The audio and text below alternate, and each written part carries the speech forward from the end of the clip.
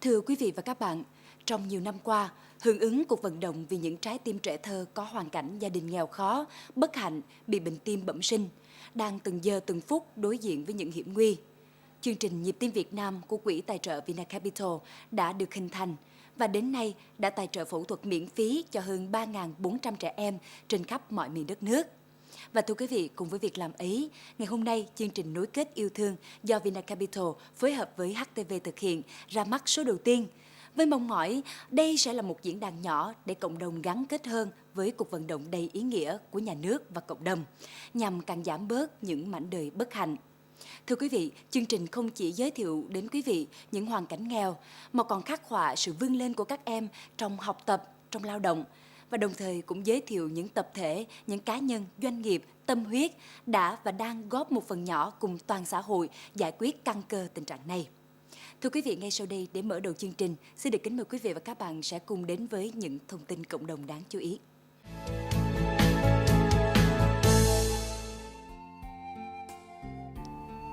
Thực hiện chương trình khảo sát thực tế các trường hợp trẻ em bị bệnh tim bẩm sinh ở các huyện miền núi miền Trung, nơi có hàng trăm gia đình nghèo có con bị dị tật bẩm sinh, không có khả năng đi thăm khám và chữa trị.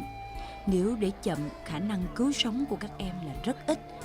Vừa qua, Nhịp tim Việt Nam đã phối hợp với Bệnh viện Hoàng Mỹ Đà Nẵng tiến hành thăm khám tại 5 huyện miền núi Yên Thành, Quỳnh Lưu, Quỳ Hợp, Tân Kỳ, Nam Đàn thuộc địa bàn Nghệ An. Trong chuyến đi này, đoàn đã thăm khám và quyết định đưa ngay một số em bệnh nặng về Đà Nẵng phẫu thuật. Qua các chuyến khảo sát này cho thấy, ngoài việc không có tiền phẫu thuật, các gia đình nghèo còn không có khả năng đưa con đến tỉnh để phẫu thuật. Vì thế, Nhịp tim Việt Nam và Quỹ bảo trợ trẻ em Nghệ An, Bệnh viện Hoàng Mỹ Đà Nẵng đã hỗ trợ để bà con có thể sống trong những ngày đưa con về Đà Nẵng điều trị bệnh. Cách làm này đã rút ngắn rất nhiều thời gian chờ đợi và giúp việc điều trị hiệu quả. Khả năng các em khỏi bệnh cao hơn.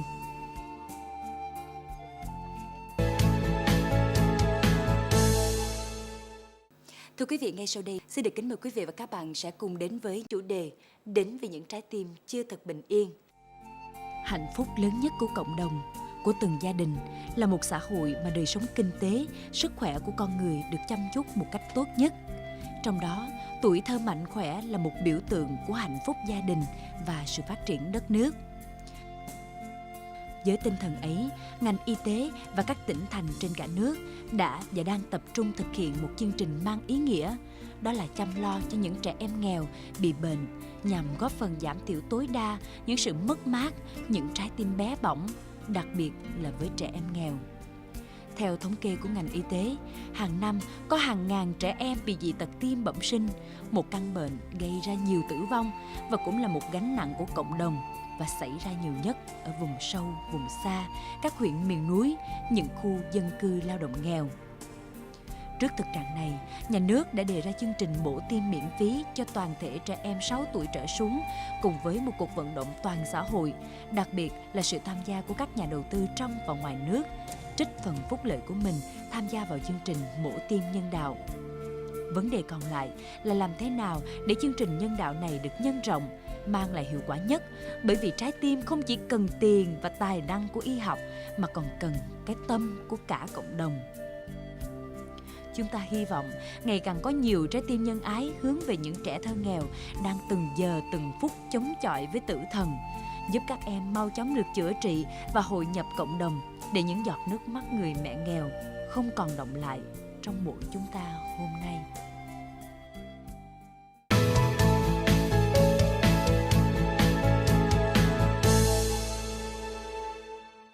Thưa quý vị và các bạn, trong số đầu tiên của chương trình Nối kết yêu thương ngày hôm nay, Bích Nga xin được kính mời quý vị sẽ cùng gặp gỡ và trò chuyện với những vị khách mời sau đây. Ông Trần Thành Long, Chủ tịch Hội Bảo trợ Bệnh nhân nghèo Thành phố Hồ Chí Minh. Xin được trân trọng giới thiệu với quý vị ông Don Lâm, Tổng Giám đốc Vinacapital, Chủ tịch Quỹ tài trợ Vinacapital. Tiến sĩ bác sĩ Nguyễn Hoàng Định, trưởng khoa phẫu thuật tim mạch, Bệnh viện Đại học Y Dược Thành phố Hồ Chí Minh. Xin được trò chuyện với ông Trần Thành Long. Thưa ông, với tư cách là Chủ tịch Hội Bảo trợ Bệnh nhân nghèo Thành phố Hồ Chí Minh, ông có thể khái quát để tất cả chúng ta cùng hiểu rõ về bệnh tim bẩm sinh đối với trẻ em tại Việt Nam của chúng ta hiện nay như thế nào ạ? Khoảng năm 2005 đó thì có khoảng 20.000 cháu là bị tim bẩm sinh mà chưa được giúp đỡ. Thì cứ 1.000 cháu sinh ra thì có khoảng 7 cháu là bị bệnh tim bẩm sinh. Thì cái số mà mấy cháu bị tim bẩm sinh trước đây đó thì đành chịu, mà bây giờ có điều kiện giúp đỡ để các cháu khỏe mạnh đó, thì trong xã hội, từ nhà nước cho đến các doanh nghiệp, các cái nhà hảo tâm, người ta thấy bức xúc, người ta muốn giúp đỡ, thì mình mới có điều kiện là để mà giúp cho các cháu khỏe mạnh. Dạ. Vậy thì bản thân Hội Bảo trợ Bệnh nhân nghèo của chúng ta đã có những giải pháp như thế nào để kêu gọi cộng đồng, kêu gọi xã hội cùng chung tay để giải quyết căn bệnh tim bẩm sinh, thưa ông Long? Hội Bảo trợ Bệnh nhân nghèo đó thì lúc mà đặt vấn đề giúp cho bệnh nhân nghèo chữa bệnh thì rất nhiều người đến đề nghị là giúp chữa bệnh tim cho mấy cháu bệnh tim bẩm sinh. Nhưng mà lúc đó là thấy cái số tiền lớn quá, một ca mổ lớn quá, cho nên là không dám đặt ra thành chương trình, mà chỉ giúp hỗ trợ một phần thôi. Cho nên từ năm 96 đến năm 2006, tức là 10 năm, thì có giúp là chưa phải chương trình, nhưng giúp mỗi năm khoảng được là 20 ca, tức là khoảng 202 ca. Thì bắt đầu từ năm 2007, 2008 thì với sự khuyến khích của nhiều bệnh viện và viện tim, thì hội mới mạnh dạn đặt cái chương trình ráng trong 2 năm giúp 1.000 ca mổ tim. Thì từ đó mới làm cái chương trình đầu tiên, đó là cái đêm mà làm coi là lời trái tim muốn nói. Thì lúc bây giờ nhờ báo đài thông tin, rồi nhờ xã hội quan tâm giúp đỡ, các doanh nghiệp thì thấy cái sự ủng hộ nhiều, cho nên mình ráng mình giúp cho 1.000 ca bẩm sinh thì đạt được cái kết quả đó. Cho đến bây giờ thì do cái đà đó và rất nhiều đơn vị mới để mà ủng hộ cái chương trình mổ tim cho trẻ em, cho nên là đến bây giờ là như hội chúng tôi đó là đã đạt cái Guinness thứ 5.000 của Việt Nam, tức là cái đơn vị từ thiện mà làm cái giúp mổ tim đó đạt cái Guinness đó. Và Bích Nga xin được trò chuyện với ông Đoan Lâm. Xin được hỏi ông là đối với một doanh nghiệp thì chúng ta có rất nhiều cách thức để thể hiện trách nhiệm cộng đồng của mình. Vậy thì nguyên cớ tại sao mà bản thân ông cũng như là công ty đã quyết định chọn sẽ thể hiện trách nhiệm của mình qua hoạt động là thành lập Quỹ Nhịp tim Việt Nam ạ? Thì trong cái quá trình đầu tư ở Việt Nam đó, thì tôi đi rất là nhiều tỉnh khác nhau. Thì trong cái quá trình đó thì gặp rất là nhiều cha mẹ nghèo. Thì trong một số cái việc mà gặp một số cha mẹ nghèo mà biết ra là có một số đứa em bệnh tim, mà thiệt ra là trong cái quá trình đó tôi gặp một bà mẹ có một đứa cháu chừng 8 tuổi mà bà mới kể mình biết là một đứa cháu nó mới dịch mất, mà cổ thấy rất là buồn. Thì tôi muốn hỏi là lý do tại sao. Thì cô nói là tại vì bé đó bị bệnh tim nhưng mà không có tiền mà đỡ mà kêu bằng là chữa bệnh. Tôi thấy rất là bức xúc, tại vì nếu mà chỉ là theo tôi biết là chừng 100 triệu một ca tim như vậy mà người ta không có giúp được, mà mất một cái đứa bé như vậy thì rất là đau khổ. Mà bệnh tim này tôi thấy không phải như bình thường. Nếu mà ví dụ như là một đứa bé mà bị tai nạn nào đó thì mất đi thì cũng là có qua đi. Còn cái việc bệnh tim này đó thì một đứa bé như vậy bệnh nhưng mà rất là 3-4 năm trời, từ rồi sau đứa bé nó mới mất. Thành ra tôi là một người cha cũng có 2 đứa bé con, 2 gái, cũng nghe tới như vậy mình rất là thấy đau khổ. Thành lại lúc đó tôi quyết định liền là mình sẽ làm thế nào để mà không có thể được mà nghe một cái người mẹ mà cỡ một câu chuyện như vậy nữa. Thành ra 2006 tôi mới là thành lập cái quỹ tài trợ Vina Capital Foundation. Vậy thì điều gì là điều khiến cho ông hài lòng nhất về hiệu quả của quỹ này cho đến thời điểm hiện nay ạ? Theo tôi đó là cái mà tôi thấy mà vui nhất trên đời là mình tới nay là mình cứu được là 3.400 bé. Thì trong 3.400 bé em mà mình cứu được thì trong đó đi theo là 3.400 gia đình mà kêu bằng là hạnh phúc hơn. Mà 3.400 bé đó là bây giờ đã có đi học được một đời sống bình thường, nhưng phải như hồi xưa mà cũng rất là mệt mỏi lúc mà bệnh tim. Tiếp theo nữa là cái việc mà ví dụ như là hợp tác với chương trình HTV này là tôi cũng được kéo thêm một số rất là nhiều công ty mà có thể là mình làm thêm cái việc từ thiện và xã hội. Ví dụ như là trong cái chương trình của tôi thì có công ty Mỹ Exxon Mobil rất ủng hộ rất là nhiều, hoặc là ngân hàng HSBC, thì một số đơn vị mình kéo theo mà để mà kêu là đóng góp để mà làm cái chương trình nó sẽ cứu thêm gia đình hơn. Mà cái đó là tôi thấy là tự hào nhất, hiện tại bây giờ vui nhất. Nghĩa là mình đã tạo ra được một hiệu ứng xã hội, đúng không ạ? Dạ đúng Có rồi. thể là một cây làm chẳng nên non. Dạ, Bây đúng giờ rồi. chúng ta kêu gọi rất là nhiều nhà tài trợ để đồng hành cùng với chúng ta. Dạ vâng, Bích Nga xin được trò chuyện với bác sĩ Định. Bích Nga biết là bác sĩ Định cũng là một trong những người đã đồng hành với Quỹ Nhịp tim Việt Nam nói riêng và hoạt động mổ tim cho trẻ em bị bệnh tim bẩm sinh tại Việt Nam. Vậy thì đánh giá cá nhân của bác sĩ về quỹ cũng như là về bệnh tim bẩm sinh hiện nay ở Việt Nam chúng ta? Về bệnh tim bẩm sinh ở Việt Nam thì nó cũng tương tự như các nơi khác ở trên thế giới thôi. Tần suất giống như bác Tám Long nói là khoảng chừng 0,7%, tức là cả năm thì nước Việt Nam mình sẽ có khoảng 15 tới 20 ngàn bé bị bệnh tim bẩm sinh mới ra đời. Và cũng đáng buồn là nếu mà không được điều trị thì những đứa bé đó nó sẽ sống được một khoảng thời gian dài hay ngắn tùy theo cái mức độ nặng của nó, và sau đó thì nó sẽ ra đi nếu chúng ta không có một cái can thiệp phẫu thuật. Tuy nhiên cái điều đáng mừng là đa số các bệnh tim bẩm sinh hiện nay chúng ta đều có thể điều trị được một cách triệt để, và sau khi phẫu thuật thì các cháu sẽ có một cái đời sống gần như là bình thường. Đối với so với các bạn bè cùng lứa tuổi, các cháu có thể đi học, các cháu có thể lớn lên và trở thành một cái người công dân tốt cho xã hội. Do đó cái việc làm sao chúng ta giải quyết được cái vấn đề là điều trị bệnh tim bẩm sinh cho trẻ em Việt Nam là một cái vấn đề nó hết sức là nhân văn, mà tôi nghĩ là xã hội Việt Nam chúng ta trong thời gian vừa qua đã bỏ rất là nhiều công sức tập trung để giải quyết cái vấn đề này. Cụ thể là chính sách của nhà nước cũng có nhiều thay đổi.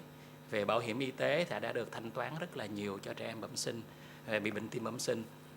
Cho nên bây giờ là hầu hết các trẻ dưới 6 tuổi các cái chi phí về phẫu thuật tim bẩm sinh đã được quỹ đã trang trải rất là nhiều. Tuy nhiên bên cạnh đó nó còn một số phần mà quỹ chưa trang trải được, thì đó chính là lúc mà chúng ta cần có vai trò của các nhà hảo tâm trong xã hội, của Hội Bảo trợ Bệnh nhân nghèo Thành phố Hồ Chí Minh, của các tổ chức, của các cá nhân, các doanh nghiệp. Riêng về phía chuyên môn thì chúng tôi nhận thấy như thế này, là thời gian vừa qua chúng ta cũng đã làm được nhiều việc.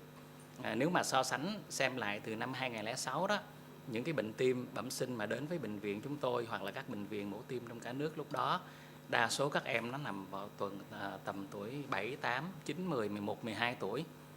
Bởi vì cái số lượng đó là cái số lượng mà nó tồn đọng từ những năm trước.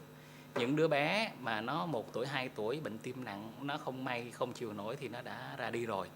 Còn lại những đứa bé còn sống sót được thì tuy là cái tình trạng nó rất là nặng nhưng nó vẫn có thể tới được vào cái thời tuổi đó để nó đến với chúng ta. Sau khi chúng ta đã giải quyết được khá là căn bản những cái số còn tồn đọng đó, thì bây giờ những bé mà tim bẩm sinh đến với bệnh viện là những cái đứa trẻ 1 tuổi, 2 tuổi hoặc là thậm chí là một vài tháng nó đã đến với bệnh viện rồi. Như vậy ở đây thể hiện cái gì? Chúng ta đã phát hiện được bệnh sớm hơn và chúng ta có khả năng điều trị những cái bệnh tim bẩm sinh nó phức tạp hơn, nhẹ cân hơn mà lúc trước chúng ta bỏ tay. Vâng ạ, xin được cảm ơn bác sĩ Định rất là nhiều. Thưa ông Trần Thành Long, vậy thì đại diện cho Hội Bảo trợ Bệnh nhân nghèo, ông có lời gửi gắm gì cho cộng đồng, cho khán giả đang xem đài để chúng ta cùng chung tay hỗ trợ cho trẻ em bị bệnh tim bẩm sinh? Hàng năm á, tôi lập cái kế hoạch để giúp cho các cháu được phẫu thuật tim.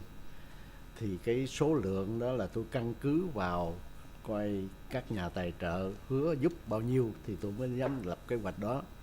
Nhưng mà do tình hình khó khăn cho nên cái kế hoạch không có thể như mình muốn được so với nhu cầu. Do đó đó mà có nhiều cái doanh nghiệp lớn mà gặp khó khăn thì có những doanh nghiệp nhỏ khác hoặc là những nhà tài trợ mới thay thế. Thì chúng tôi cũng rất mong là xã hội chúng ta nhiều doanh nhân, nhiều nhà hảo tâm góp vào chương trình này để cho cái nhu cầu các cháu được giúp phẫu thuật tim đó được đáp ứng nhiều hơn. Ngoài ra đó thì ngoài các cháu đó thì còn có những người lớn tuổi hơn.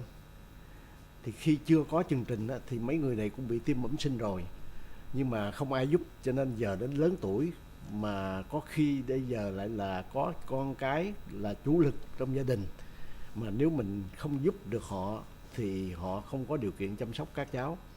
Nhưng mà nhiều người tài trợ là muốn giúp cho các cháu thôi. Cái người lớn tuổi đó ở các địa phương đều nhu cầu rất lớn, nhưng mà cái giúp của chúng tôi rất là hạn chế, không dám lập kế hoạch để công bố cái đó, chỉ thấy trường hợp nào bức xúc quá thì mình ráng.